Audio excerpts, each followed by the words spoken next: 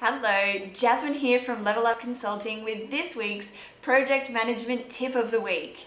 And this week's tip is about how to communicate your analysis effectively. This is a huge one, and this is not just for business analysts, it's also for PMs or project sponsors, change managers, anyone that is looking to take a ton of findings and put them into a succinct document.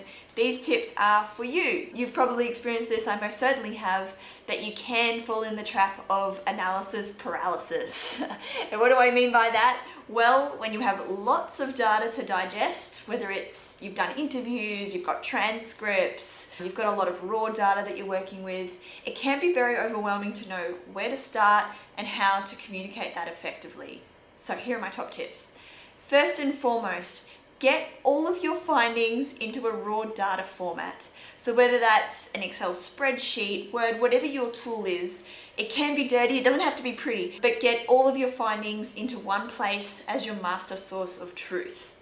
Then from there, have an initial cut of the trends and what you're seeing in the data. What stands out, what's an anomaly, what's quite interesting, and make a note of that. The third thing that I always like to do is get solid and tight on what the format is of how I'm going to present that data and get some feedback from the people who will be reading the data as to whether that format and those headings work for them. And then it should be a case of putting that data in succinctly into that draft document.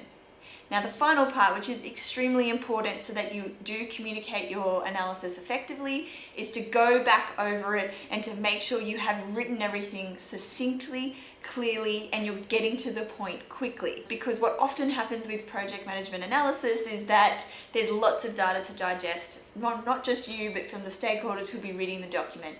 So you've heard me say this before and I'll say it forever.